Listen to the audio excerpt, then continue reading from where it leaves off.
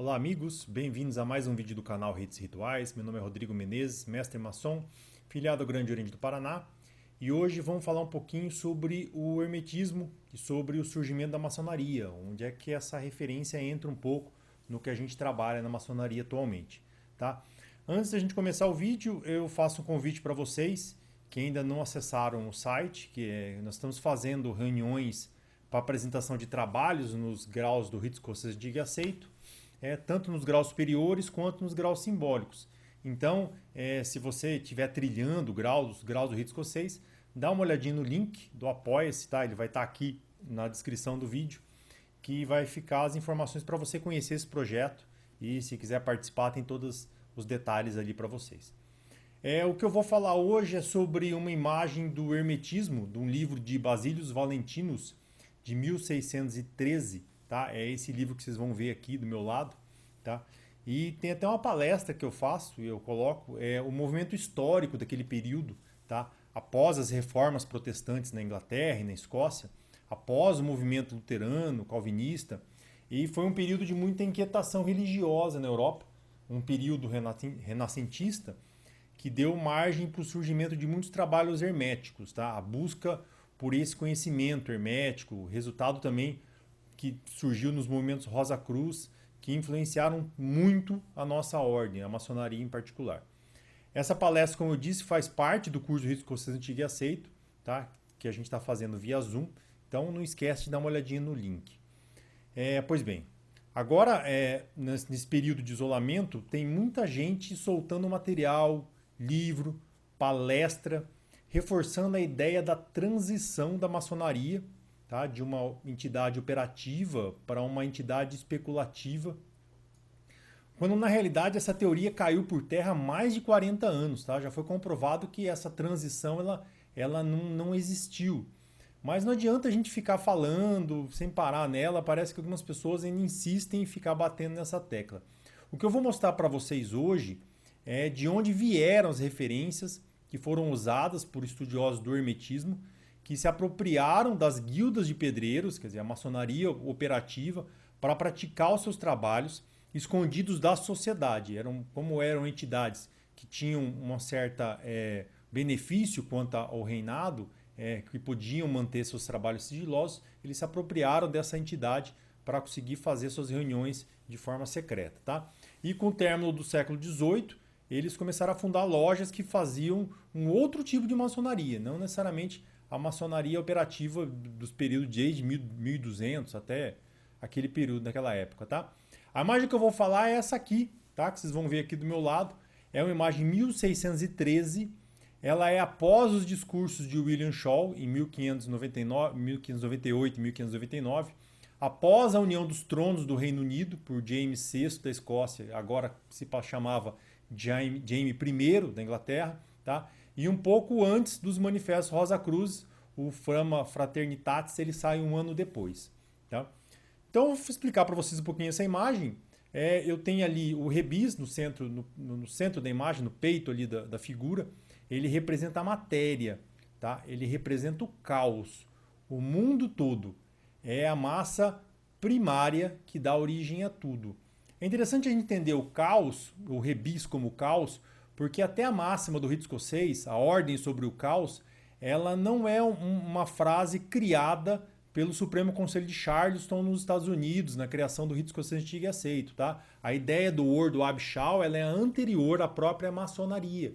Tá? Ela já era usada em círculos hermeticistas. Então, a ideia de que existiam muitos graus, que era um sistema muito bagunçado e que Charleston quis resolver tudo e criou o Ordo Ab Chao, não casa. Não casa porque a gente já tem esse conceito do rebis, da matéria, do conteúdo, a matéria-prima, como sendo o caos. Tá?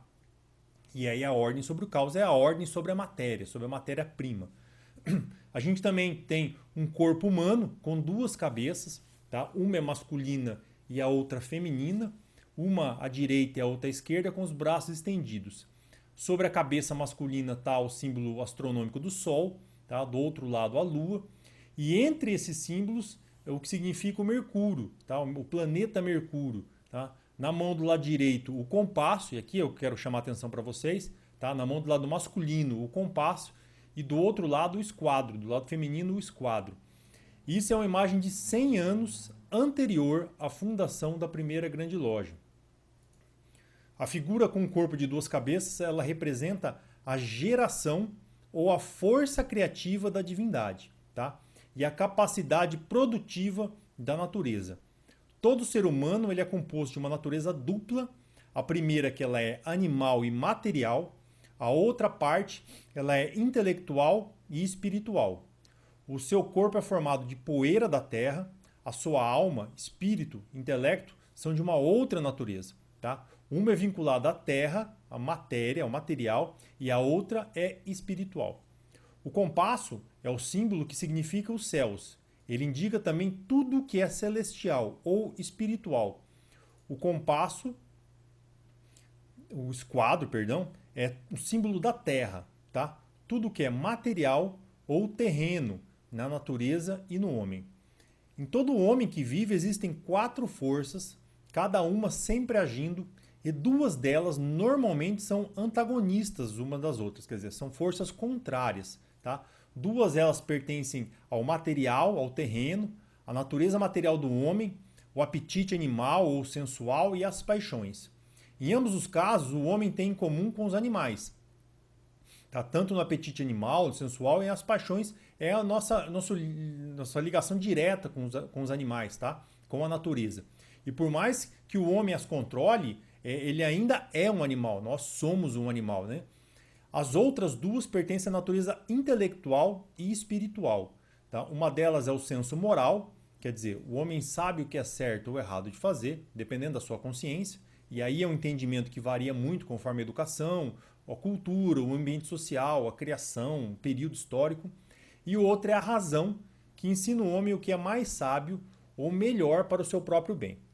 Como eu disse, essas 4 forças são sempre antagonistas, tá? Onde uma trabalha mais, a outra trabalha menos. E o desafio do homem evoluído é fazer com que as forças divinas se sobreponham, na maioria do tempo, às forças terrenas. Este é o real desafio do mestre, tá? Dominar o seu eu interior, as suas forças antagônicas. Existem outros ícones nessa gravura que fogem um pouquinho do tema desse vídeo, tá? Como o Kept, o ovo primordial, o dragão ou serpente, a figura do triângulo e da pirâmide sobrepostas, os números 1, 2, 3, 4. Dá para ficar bastante tempo explicando uma simples gravura. Mas o que eu queria mostrar para vocês aqui é que toda essa simbologia do compasso e do esquadro é trabalhado na maçonaria, tá? E não foi criado lá. Ela é uma importação de um ensinamento bem mais antigo que foi inserido dentro da ordem como uma carga de ensinamento moral. Tá? O sentido é o mesmo. A sobreposição que fazemos, ela traz esse mesmo ensinamento que agora eu falei para vocês, tá? Que veio de práticas herméticas no final do século XVI e início do século XVII. Então, quando vocês ouvirem falar sobre essa teoria da transição, tá? Lojas que de uma forma lenta deixaram de ser operativas e começaram a ser especulativas, desconfie. Tá? Realmente falta material nesse sentido em língua portuguesa, tá? Mas essa teoria de transição ela já caiu faz um tempo. Então é isso, meus queridos. Eu queria trazer essa imagem para vocês, explicar um pouquinho sobre a influência do esquadro e do compasso para dentro da ordem.